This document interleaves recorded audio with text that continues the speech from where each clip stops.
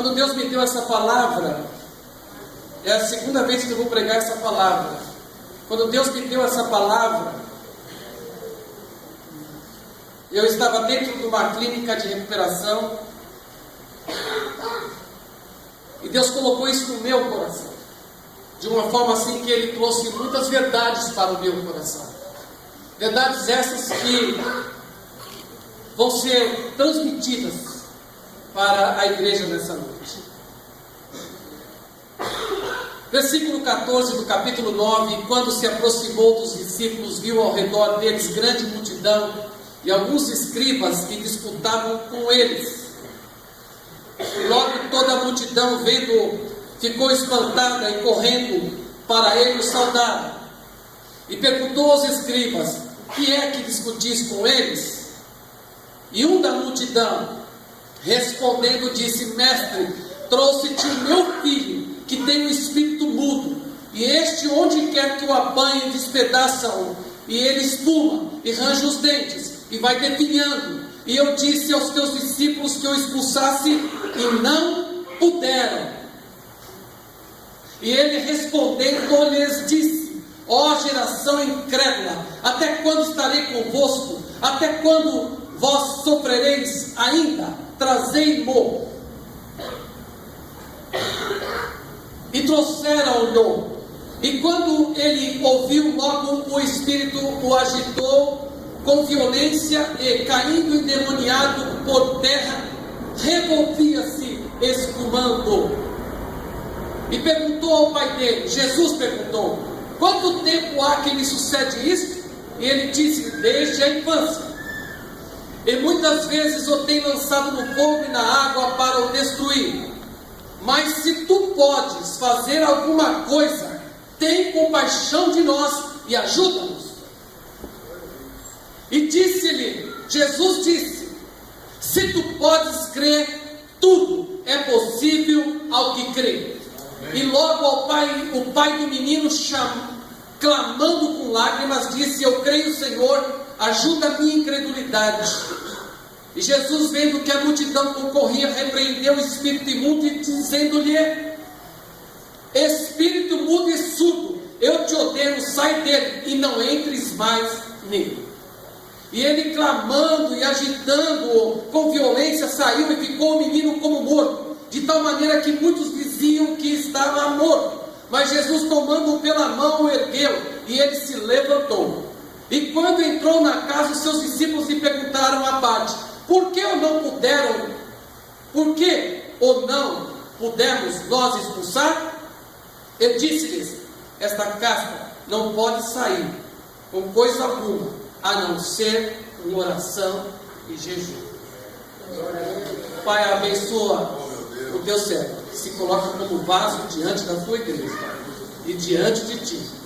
Dá-nos a tua graça, a tua unção, revela-nos verdades, revela-nos particularidades desta igreja, Senhor Deus, que incomodam e perturbam e trazem tristeza para o coração dos teus servos.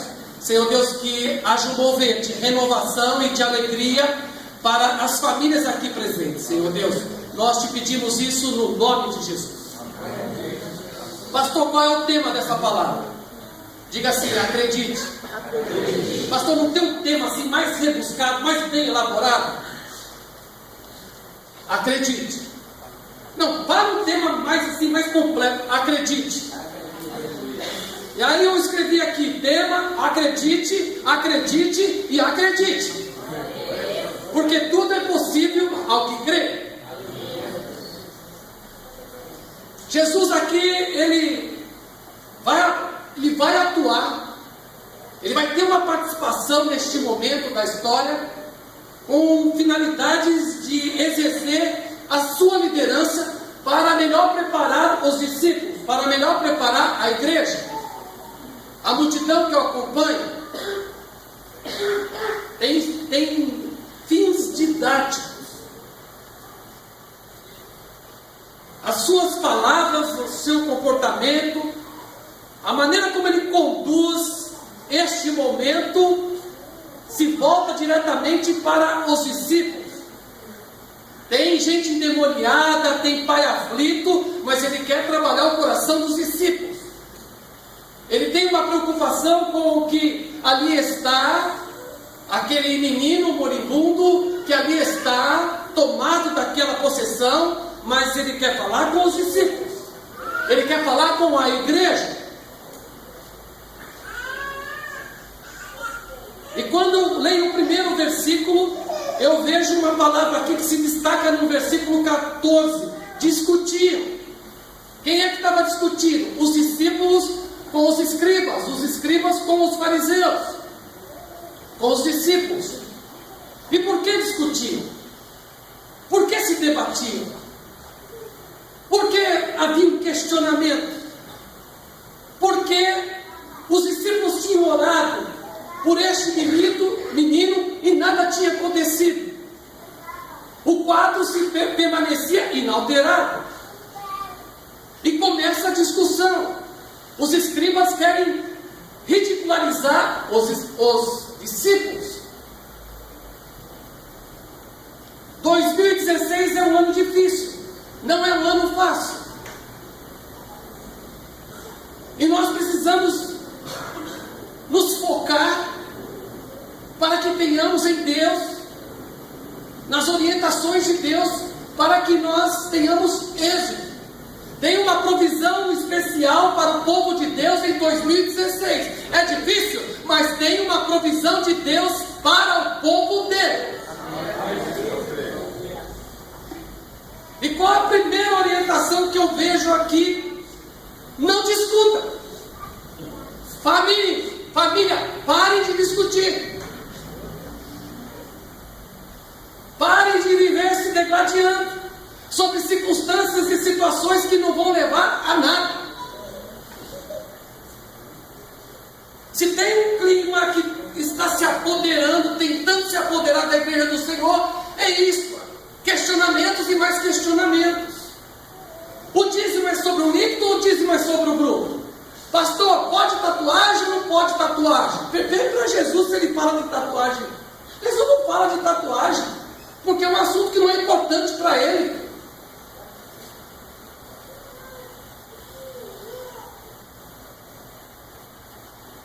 A gente guarda o sábado ou guarda o domingo?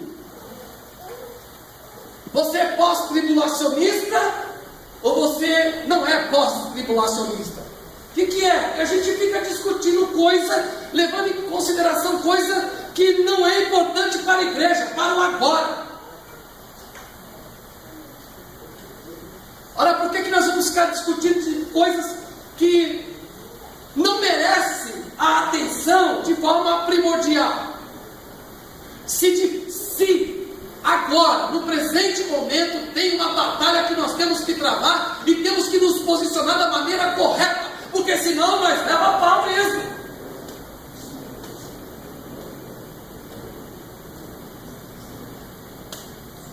Estão me entendendo?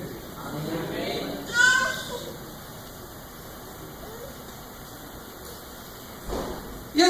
E os questionamentos vêm aos montões. Eu fiz um monte de declaração e não aconteceu nada. A coisa continua do mesmo jeito. O que está acontecendo? Nós paramos e ficamos arrazoando em cima disso. É tempo? Não é tempo? É vontade de Deus? Não é vontade de Deus? A palavra de Deus para nós é: acredite. Ainda que não aconteceu ainda, acredite.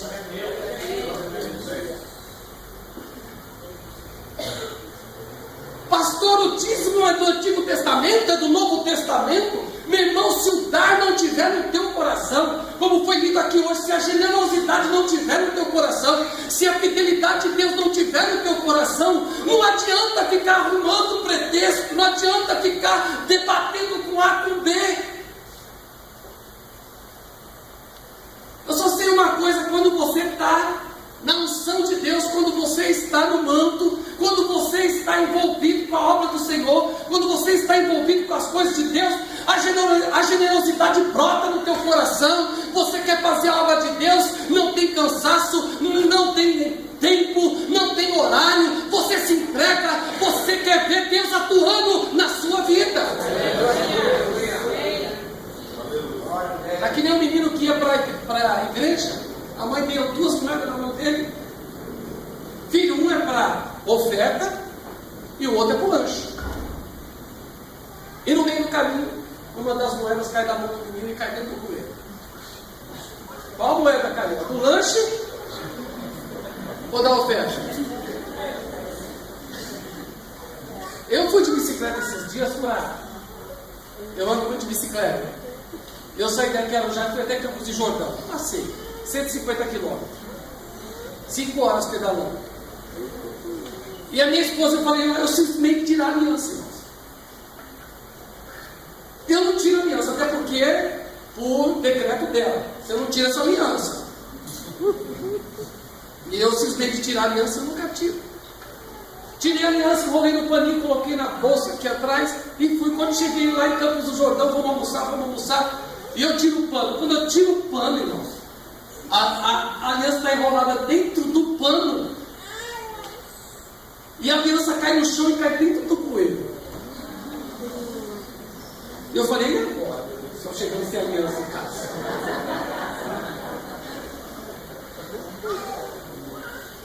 Irmão, esse homem aqui, ó, de 53 anos, foi lá, se debruçou no chão. Mas se debruçou no chão, esticou a mão lá dentro. De repente eu vi aquele metal reluzente. Eu vou ter que alcançar isso, eu vou ter que alcançar, porque eu tenho que chegar com a aliança em casa, meu Deus. Graças a Deus, eu peguei essa aliança. Mas voltando para o menino, ele não conseguiu recuperar a outra moeda do bueiro. E ele ficou com uma moeda. Qual é a moeda que ficou na mão dele? Da oferta ou do lanche? Depende do coração, irmão. Depende do coração. Se o nosso coração está em Deus, para-se as dúvidas, para-se os questionamentos, as discussões em vãs. Porque nós vamos crer que Deus vai operar na nossa vida. Aleluia. Pastor Cruvinel, que eu tive o prazer de hospedar agora à tarde em casa, ele fala dos bombeiros do diabo. É os bombeiros do diabo que vêm para apagar a nossa fé, que vêm para nos desmotivar. Esse caso não tem solução. Não adianta você ter ofertado. Você se matou para nada. Você deu atenção e aí? E agora? Nem liga para você, nem olha mais para você. São os bombeiros do diabo que vêm sobre as nossas vidas. Cadê a gratidão do fulano, da ciclana? Cadê? Você visitou. Você fez festa. Você pôs a mão no bolso. Você deu carona. De nada adiantou. Quantas vezes se levantam os bombeiros do diabo para nos desanimar, para tirar de nós a nossa motivação em Cristo, para tirar de nós a nossa fé. Deus me deu uma frase essa tarde: quando Deus não opera, a discussão impera.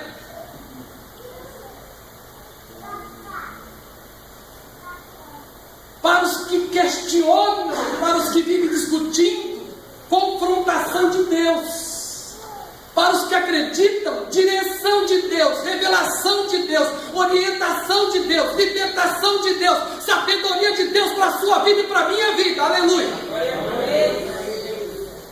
No versículo 16, Jesus pergunta aos escribas: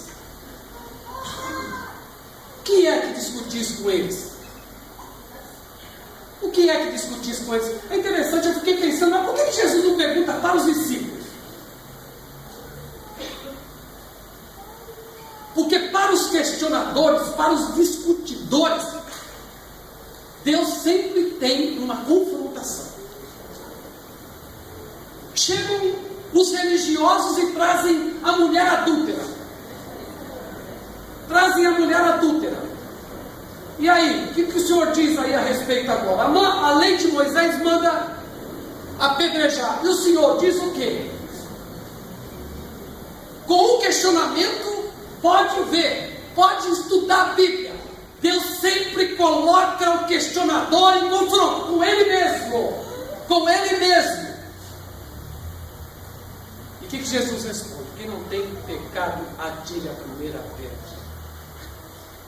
Para Jó, que vai viver todo aquele seu dilema e toda aquela sua crise existencial perante Deus, Deus vai confrontar ele com 68 perguntas. Jó não consegue responder nenhuma, mas uma coisa aconteceu: ele entendeu.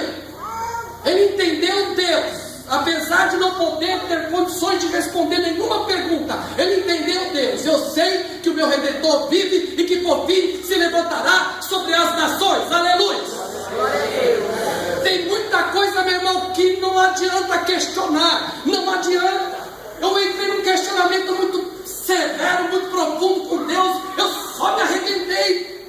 Senhor, o Senhor faz um sacrifício tão grande na cruz do Calvário. É perfeito esse sacrifício. Aliás, o Senhor decide ser o Salvador da humanidade mesmo antes de criar o homem, mesmo antes de criar todas as coisas. E depois o Senhor morre na cruz do Calvário e entrega o papel da proclamação, a tarefa da proclamação para a igreja. E quando eu olho para a igreja, eu, Israel, eu vejo a igreja frágil, eu vejo a igreja limitada, eu vejo a igreja envolvida com tantas coisas deste mundo. Eu também fico envolvido com tantas coisas deste mundo. E eu falo: como é que nós vamos alcançar as almas? Como é que nós vamos resgatar os oprimidos? Como é que nós vamos resgatar os que estão nas mãos do diabo? Como é que essa gente vai ser salva com essa igreja desse jeito, preocupada com o seu umbigo?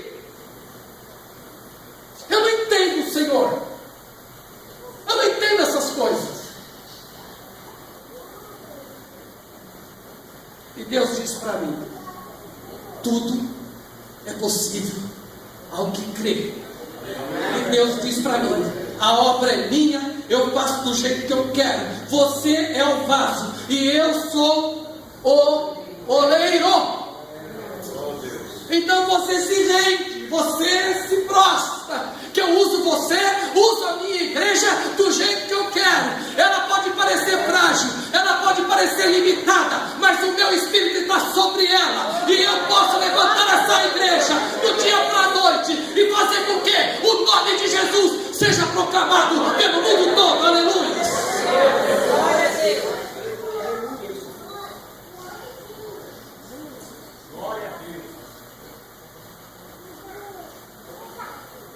E de repente,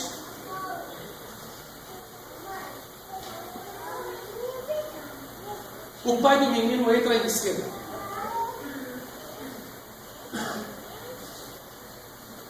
Senhor,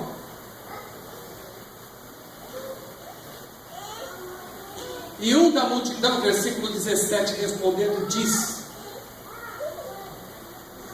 Mestre, trouxe-te o meu filho, que tem o espírito mudo, e este, onde quer que o apanhe, despedaçam, e ele espuma, e range os dentes, e vai defiando. E eu disse aos teus discípulos que o expulsasse, e nada puderam. O pai interpelou. A conversa era com os discípulos e com os escribas. O pai entra em cena. O pai não perde a oportunidade. O pai não tem vergonha. O pai não protela. O pai não deixa para amanhã. O pai deixa de ter um comportamento politicamente correto. No mínimo tinha a esposa dele ali do lado. Porque naquela época as mulheres não poderiam falar. Mas no mínimo tinha a esposa cutucando. Fala, entra lá. Agora o mestre está aí, olha. Ele cura, ele faz maravilhas. Vamos, homem.